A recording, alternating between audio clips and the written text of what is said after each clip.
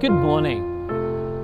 It is a very, very special day for billions of Catholics around the world. It is Ash Wednesday, a day which holds a very special place in the calendar of any Catholic around the world. With Ash Wednesday, it marks the start of the season of Lent. But it's not just that. Along with Ash Wednesday, there is one more thing which comes into life. And that is people starting to do the most illogical things in the name of the most logical individual ever in the history. What did I just say? Well, if you happen to have a Catholic friend or if you happen to have grown up in a Catholic background, you can relate to this. Starting from Ash Wednesday, people come up with myths, customs, traditions, things that have been practiced generations and generations to come. Things like, I don't eat meat for the next 40 days of the year, or else I don't eat meat on Tuesdays and Sundays. I don't know where that Tuesday and Sunday came from, but this is something out there in the culture. Well, the thing is, I always relate to this. And that is something that has been ringing in my head. And some of you may disagree with me. You're more than welcome to do so. But I'm going to spit it out loud anyway. You see, in my opinion, God Almighty, Jesus Christ, is the most logical individual ever to have lived in the history of mankind. Then tell me this. If He is the most logical individual, why would He expect illogical things? Everything Jesus has told to do us, everything Jesus has commanded to do us, has a logic to it, has a sense to it, has a purpose to it.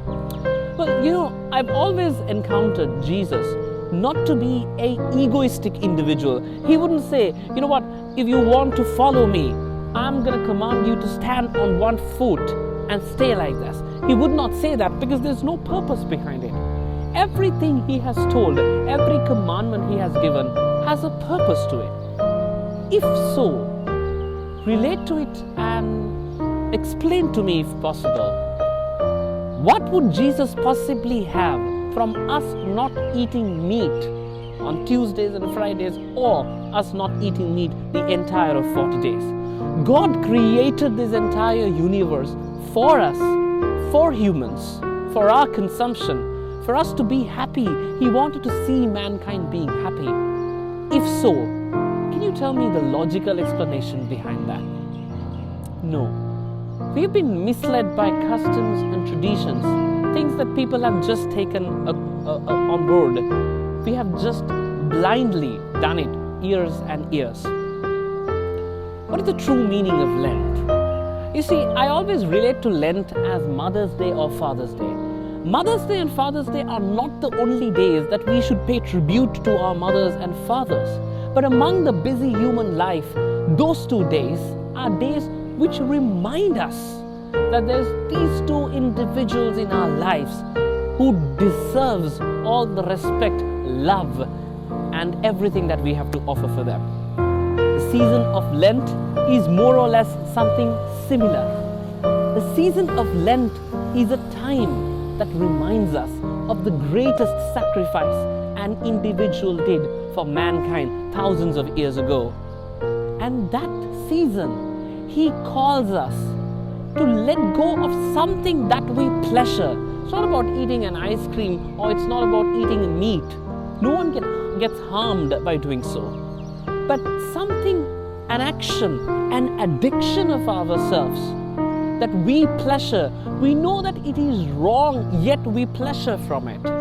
Season of Lent calls you to stop you from doing that. Why? Because it makes somebody else's lives better.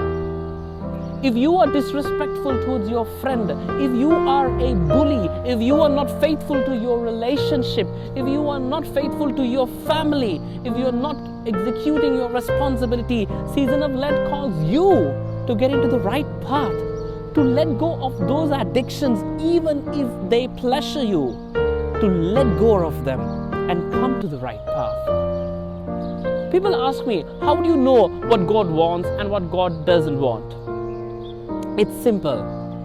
God is the most logical individual, period.